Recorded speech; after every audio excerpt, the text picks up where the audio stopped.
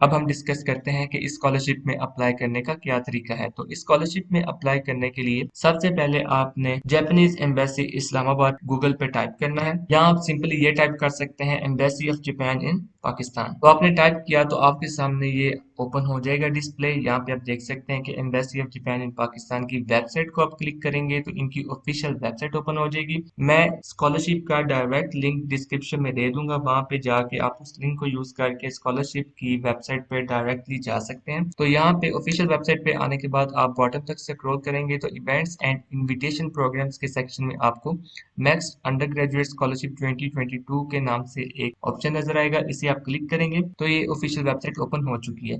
अगर आप application guidelines खुद से पढ़ना चाह रहे हैं तो यहाँ से डाउनलोड करके आप पढ़ सकते हैं, और तमाम टेम्पलेट्स आप यहाँ से डाउनलोड कर सकते हैं। Marksheet form, recommendation letter, health certificate, ये तमाम टेम्पलेट्स यहाँ से डाउनलोड हो सकते हैं।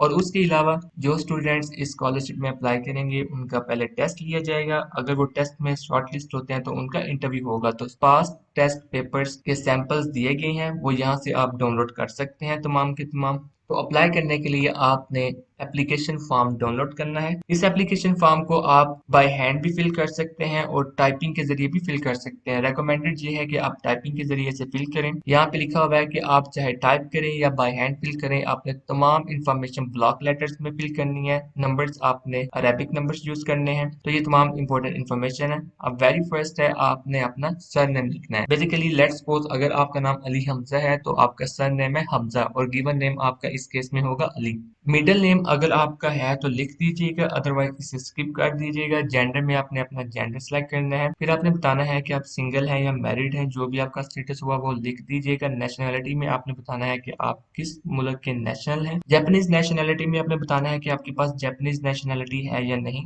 अगर नहीं है तो नो कर दीजिएगा। डेट ऑफ बर्थ आपने वो लिखनी है जो आपकी CNIC पे लिखी होगी। अगर आपकी डेट ऑफ बर्थ 2 अप्रैल 1997 के बाद हुई तभी आप स्कॉलरशिप में अप्लाई करने के एलिजिबल है, अदरवाइज आपकी एप्लीकेशन को कंसीडर नहीं किया जाएगा। यहाँ पे आपने बताना है कि 1 अप्रैल 2022 तक आपकी एज क्या होगी, जितनी भी एज होगी आपने काउंट करके लिख देनी है। करंट एड्रेस में आपने अपना करंट एड्रेस टाइप करना है जो भी आपका होगा। कंट्री में आपने बताना है कि किस कंट्री में आपका एड्रेस है। अगर आप इस वक्त जापान में रह रहे हैं तो इस सेक्शन में आपने अपना रेजिडेंट स्टेटस बताना है, मतलब आपके पास परमानेंट रेजिडेंट है या लॉन्ग टर्म रेजिडेंट है, जो भी स्टेटस हुआ आपने यहाँ पे लिखना है। लेकिन अगर आप जापान में नहीं रह रहे तो इस ऑप्शन को स्किप कर दीजिएगा। उसके बाद आपने बताना है कि अगर आप स्कॉलरशिप में सिलेक्ट हो जाते हैं तो जापान मूव करने के वक्त आपका जो एड्रेस होगा वो यहाँ पे आपने लिखना है। तो अगर तो वो एड्रेस आपका सेम वही एड्रेस हुआ जो इस वक्त आपका एड्रेस है तो आपने सेम एज अबव के ऑप्शन को क्लिक करना है। अगर चेंज हुआ तो इस ऑप्शन को क्लिक करेंगे और फिर यहाँ पे आपने उस एड्रेस की डिटेल बताएंगे।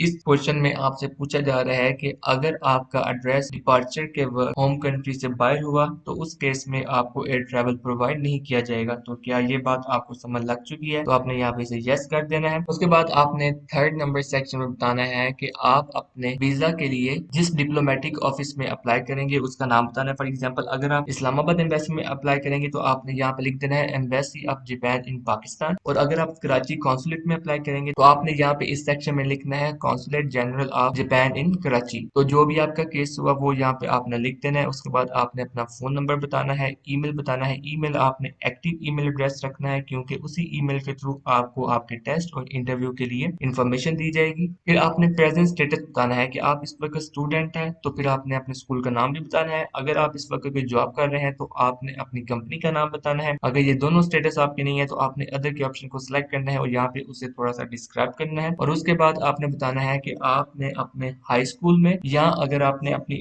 यूनिवर्सिटी में एडमिशन ले लिया है अपनी 12th क्लास के बाद तो आपकी स्पेशलाइज्ड फील्ड कौन सी है। अगर तो आपने हाई स्कूल के बाद यूनिवर्सिटी में एडमिशन नहीं लिया या अभी आप हाई स्कूल में पढ़ रहे हैं तो फिर अगर आपकी फील्ड FSC प्री इंजीनियरिंग हुई तो यहाँ पे आप लिख दीजिएगा प्री इंजीनियरिंग। अगर प्री मेडिकल हुई तो प्री मेडिकल लिख दीजिएगा। आईकॉम कर रहे हुए तो आईकॉम लिख दीजिएगा। जो भी आपकी स्पेशलाइज्ड फील्ड हुई वो आपने लिख देनी है। लेकिन अगर आपने यूनिवर्सिटी में एडमिशन ले लिया है तो जो फील्ड आप यूनिवर्सिटी में सिलेक्ट कर चुके हैं उस फील्ड का आपने नाम लिखना है। फॉर एग्जाम्पल अगर आपने केमिस्ट्री चूज किया है तो आपने केमिस्ट्री लिख देना है। और उसके बाद मोस्ट इंपॉर्टेंट काम आपने अपनी एजुकेशनल हिस्ट्री इन्हें प्रोवाइड करनी है। तो सबसे फर्स्ट सेक्शन है प्राइमरी एजुकेशन। प्राइमरी एजुकेशन में आपने अपनी 5 क्लास एजुकेशन तक हिस्ट्री प्रोवाइड करनी है। लेट्स सपोज अगर आपने अपनी 5 क्लास तक एजुकेशन मुख्तलिफ स्कूल से ऑब्टेन की है, तो उस केस में आपने स्कूल नेम में उस स्कूल का नाम लिखना है जहाँ पे आपने ज्यादा क्लासेस की होंगी। स्कूल के नाम के बाद आपने बताना है कि आपका स्कूल किस सूबे में था, किस सिटी में था। फिर आपने बताना है कि आपने अपनी 5 क्लास तक एजुकेशन कब से लेके कब तक कंप्लीट की। ईयर लिखना है, मंथ लिखना है। यहाँ पे आपने एक रफ एस्टिमेट बताना है, एग्जैक्ट डेट्स रिक्वायर्ड नहीं है। उसके बाद आपने बताना है कि पीरियड ऑफ स्कूलिंग अटेंडेड, मतलब कितने सालों में आपने 5 क्लास की एजुकेशन कंप्लीट की। और रिमार्क्स में अगर आपके पास कोई एक्स्ट्रा ऑर्डिनरी अचीवमेंट है स्कॉलरशिप के रिलेटेड तो आप वो यहाँ पे लिख सकते हैं। उसके बाद नेक्स्ट है lower secondary education, middle school और जूनियर हाई स्कूल। इसमें आपने अपनी 6 क्लास से लेके 10 क्लास तक की एजुकेशन की हिस्ट्री प्रोवाइड करनी है। इसके लिए भी सेम रूल है, अगर आपने 6 से लेके 10 क्लास तक की एजुकेशन मुख्तलिफ स्कूल से हासिल की है तो आप उस स्कूल का नाम लिखेंगे जिसमें आपने ज्यादा क्लासेस पढ़ी हैं। उसके बाद सूबे का नाम बताएंगे, सिटी का नाम बताएंगे और फिर बताएंगे कब से लेके कब तक आपने वो एजुकेशन कंप्लीट की। और उसके बाद है अपर सेकेंडरी एजुकेशन और सीनियर हाई स्कूल। तो इसमें आपने अपने इंटरमीडिएट की या ए लेवल की एजुकेशन की हिस्ट्री ऐड करनी है। स्कूल नाम बताएंगे, स्टेट बताएंगे, सिटी बताएंगे, फिर बताएंगे कि कब से लेके कब तक आपने कंप्लीट की। मोस्टली ये हमारी 2 इयर्स की होती है। और फाइनली है टर्शरी और हायर एजुकेशन। ये सिर्फ उन स्टूडेंट्स के लिए है जो अपनी 12th क्लास की एजुकेशन के बाद यूनिवर्सिटी में एडमिशन ले चुके हैं। तो आपने बताना है कि आप यूनिवर्सिटी का क्या नाम है और डेट्स में आपने बताना है कि कब आपकी डिग्री स्टार्ट हुई थी और कब तक कंप्लीट हो जाएगी। यहाँ पे आपने एक्सपेक्टेड डेट लिखनी है और यहाँ पे आपने अपना स्टेटस सेलेक्ट करना है। तो अगर रिमार्क्स लिखने में आपको ये स्पेस कम लग रही है तो आप रिमार्क्स अपने यहाँ पे मेंशन कर सकते हैं। और फाइनली आपने यहाँ पे बताना है कि 1 अप्रैल 2022 तक आप कितने सालों की स्कूलिंग अटेंड कर चुके होंगे। और उसके बाद आपने बताना है 11 नंबर सेक्शन में कि आपको माजी में Japanese government max scholarship award की गई थी, आपने सिक्योर की थी। अगर की थी तो यस कर दीजिएगा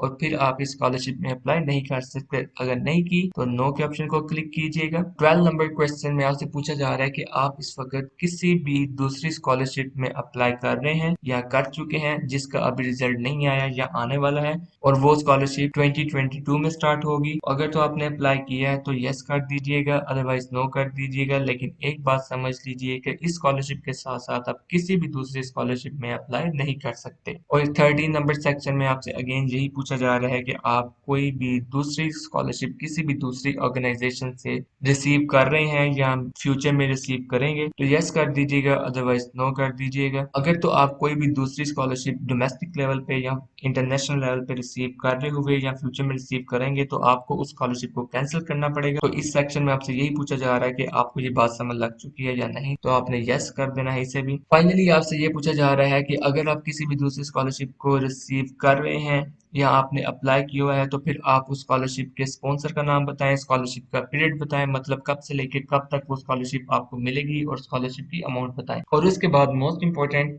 आपने फील्ड सेलेक्ट करनी है। वेरी फर्स्ट है आपने बताना है कि आप सोशल साइंसेज एंड ह्यूमैनिटीज की फील्ड में अप्लाई कर रहे हैं या नेचुरल साइंसेज में अप्लाई कर रहे हैं। जो भी फील्ड में आप अप्लाई कर रहे हो उसे आपने टिक करना है और फिर आपने बताना है कि आपकी फर्स्ट चॉइस क्या है। 3 प्रेफरेंसेस आप ऐड कर सकते हैं। फर्स्ट आपने बतानी है ह्यूमैनिटीज को 2 कैटेगरीज में डिवाइड किया गया है, ह्यूमैनिटीज ए, ह्यूमैनिटीज बी। तो आपने बताना है कि अगर आप ह्यूमैनिटीज में अप्लाई कर रहे हैं तो कोर्स कौन सा है, ए है या बी है। अगर ए है तो ए आपने यहाँ पे लिख देना है और फिर आपने बताना है कि आपने जो मेजर चूज किया है उसकी नंबरिंग क्या है। अगर 3 नंबर कोर्स चूज किया तो वो यहाँ पे आपने लिख देना है। और फाइनली आपने बताना है कि आप जिस सब्जेक्ट में अप्लाई कर रहे हैं उसका नाम क्या है। जो भी नाम हुआ वो आपने यहाँ पे लिख देना है। इसी तरह आपने तमाम प्रेफरेंसेस ऐड करनी है। प्रेफरेंसेस ऐड करने के बाद जो नेक्स्ट इंपॉर्टेंट है वो है आपने रीजंस बतानी है कि आपने जो फील्ड और मेजर चूज किए हैं आपने उन्हीं फील्ड्स और मेजर को चूज क्यों किया है। तो आपने वो तमाम वजूहात बतानी है जिनकी वजह से आप इन फील्ड्स को चूज करें। फॉर एग्जांपल अगर आपने फर्स्ट चॉइस में केमिस्ट्री चूज किया है तो आपने यहाँ पे बताना है कि आपने केमिस्ट्री क्यों चूज की है, आप अपना अंडर ग्रेजुएट एजुकेशन केमिस्ट्री में क्यों कंटिन्यू करना चाह रहे हैं। तो जो भी आपकी रीजन हुई वो यहाँ पे आपने सारी बतानी है।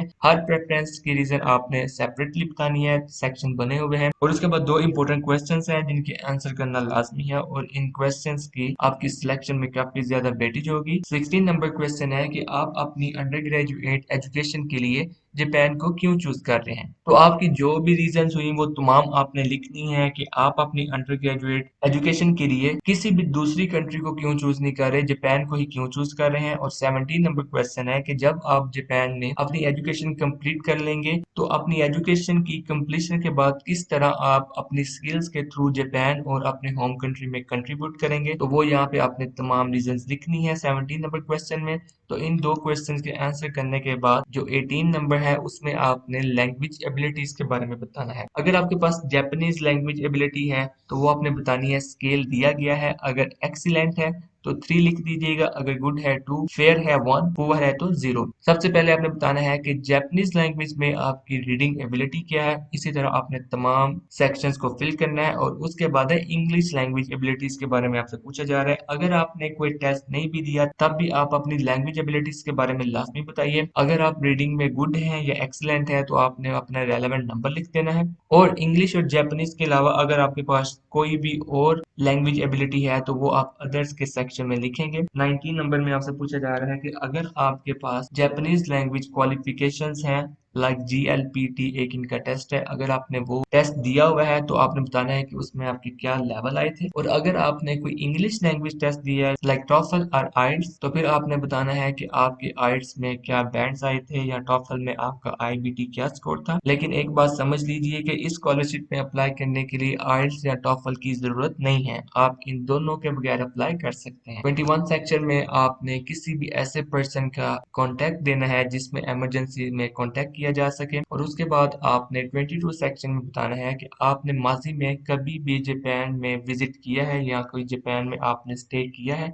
अगर किया है तो आपने अपने स्टे के बारे में बताना है कि कब से लेके कब तक स्टे किया और उसकी क्या वजूहात थी। अगर नहीं किया तो स्किप कर दीजिएगा। और फाइनली आपने इस फॉर्म को एक दफा रिव्यू करके कि कोई इन्फॉर्मेशन मिस तो नहीं होगी डाउनलोड कर लेना है। डाउनलोड करने के बाद आपने अपनी पिक्चर अटैच करनी है। पिक्चर अटैच करना बिल्कुल ना भूलिएगा, पिक्चर के बगैर आपके फॉर्म को कंसीडर नहीं किया जाएगा। पिक्चर्स या फोटो की डायमेंशंस आपके सामने है, 4.5 सेंटीमीटर इंटू 3.5 सेंटीमीटर डायमेंशंस होनी चाहिए और आपकी फोटो पिछले 6 महीनों के अंदर ली गई हो। और फोटो की बैक साइड पे आपने अपना नाम और नेशनैलिटी लाजमी लिखना है। तो ये सब करने के बाद आपने फॉर्म प्रिंट करने के बाद यहाँ पे अपना फोटो अटैच कर देना है। और फिर फोटो अटैच करने के बाद आपने इस फॉर्म पे सिग्नेचर लाजमी करने हैं। सिग्नेचर के बगैर आपने अपना फॉर्म सेंड नहीं करना और जिस डेट को आपने सेंड करना है वो डेट आपने यहाँ पे मेंशन कर देनी है। तो इस तरह आपका फॉर्म कंप्लीट हो गया। तो ये फॉर्म कंप्लीट करने के बाद और ये तमाम डॉक्यूमेंट्स जो मैंने आपको बताए थे उन डॉक्यूमेंट्स के साथ आपने ये सब सेंड करना है एम्बेसी में। एक बात ध्यान में रखिएगा कि जो डॉक्यूमेंट्स मैंने आपको बताए थे, जिस फॉर्मेट के साथ मैंने आपको डॉक्यूमेंट्स बताए थे उसी नंबरिंग के साथ आपने डॉक्यूमेंट सेंड करने हैं। फॉर एग्जांपल पहली फर्स्ट था मार्कशीट फॉर्म, तो सबसे पहले आपने मार्कशीट फॉर्म रखना है। उसके बाद था एप्लीकेशन फॉर्म, तो मार्कशीट फॉर्म के नीचे आपने एप्लीकेशन फॉर्म रखना है। इसी तरह आपने ये तमाम डॉक्यूमेंट्स की तरतीब रखनी है जिन डॉक्यूमेंट्स की तरतीब मैंने आपको शो करवाई थी। तो ये तमाम डॉक्यूमेंट्स और एप्लीकेशन फॉर्म आपने एम्बेसी में सेंड करने हैं। अगर आप इस्लामाबाद एम्बेसी में टेस्ट और इंटरव्यू के लिए अपीयर होना चाहते हैं तो आपने अपने तमाम डॉक्यूमेंट्स इस एड्रेस पे सेंड करने हैं। लेकिन अगर आप कराची कॉन्सुलेट में टेस्ट और इंटरव्यू के लिए अपीयर होना चाहते हैं तो आपने अपने तमाम डॉक्यूमेंट्स इस एड्रेस पे सेंड करने हैं। एक बात याद रखिएगा कि आपके डॉक्यूमेंट 28 मई से पहले पहले पहुंचने चाहिए। आपने अपने डॉक्यूमेंट्स बाय हैंड सबमिट नहीं करवाने, आपने अपने डॉक्यूमेंट्स किसी भी पोस्टल सर्विस के थ्रू सेंड करना है लाइक टीसीएस, डीएचएल या पाकिस्तान पोस्ट ऑफिस, जिसके थ्रू भी आप सेंड करना चाहें। लेकिन टाइम जरूर याद रखिएगा कि आपके डॉक्यूमेंट्स 28 मई से पहले पहुंचने चाहिए एम्बेसी में। अगर 28 मई से बाद में पहुंचे तो फिर आपके डॉक्यूमेंट्स को कंसीडर नहीं किया जाएगा। तो ये वो तमाम तरीका था जिसमें बैचलर एप्लीकेंट्स अप्लाई कर सकते हैं। अगर बैचलर एप्लीकेंट्स का कोई भी क्वेश्चन होगा आप हमसे कमेंट सेक्शन में पूछ सकते हैं, हम फौरन उसका आंसर आपको करेंगे।